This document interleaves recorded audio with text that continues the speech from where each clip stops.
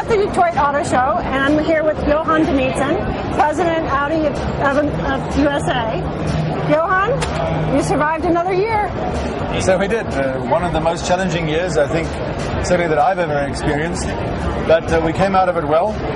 Our strategy has been consistent and it's paid off, focusing on quality of the business, quality of the product, and quality of the brand. And we came out with just shy of 83,000 cars for last year. Wow. And that gave us 1.2 percentage points improvement in market share for the luxury sector. So we certainly beat the market. One of the few companies that beat the market. Right. Yes.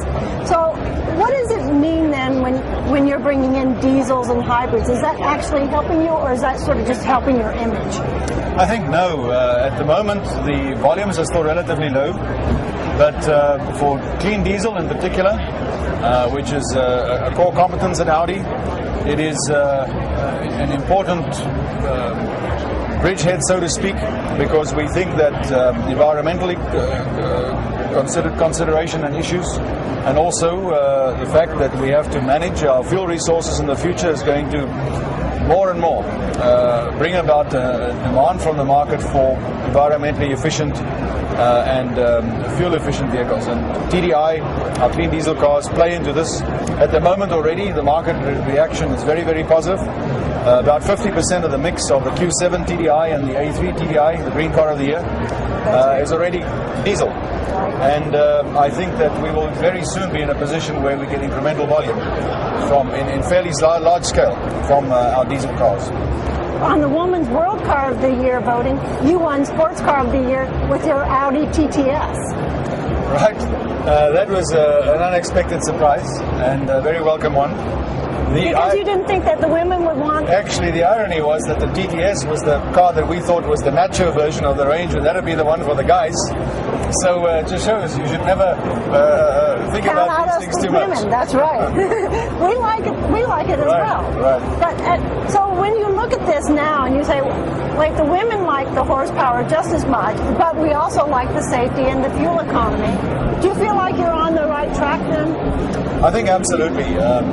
We realize that women play an incredibly important role in the buying decision. And in fact, if you don't have the lady of the household also considering your car, it won't be on the shopping list. And so it's a very important part of our target audience. And so then all the women should also know that every single one of your petrol cars has FSI. Well, we have our smaller capacity engines are turbo FSI, TFSI, and the larger capacity direct injection. That means high performance, very low emissions, right, and good fuel functionality as well. Because you have other companies now bringing out similar ideas of that, high horsepower. Several years down the road, and Audi has in fact been the first company to have 100% of our cars, whether they are gasoline powered FSI or clean diesel powered TDI with direct injection.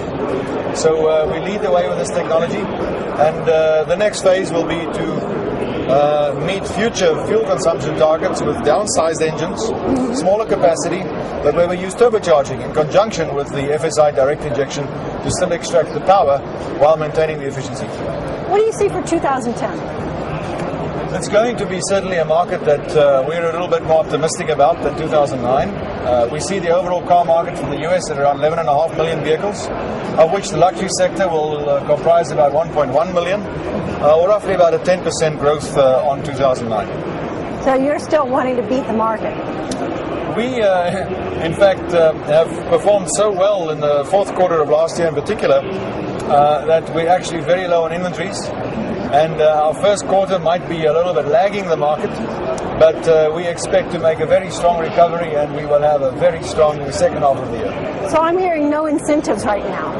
Very light incentives. In fact, even for 2009 now, incentives were lower than the year before. The product is well priced, and it has got so much product substance to it. People recognize the intrinsic value, and of course, as the Audi brand cachet is really gaining momentum, we don't need to discount these cars.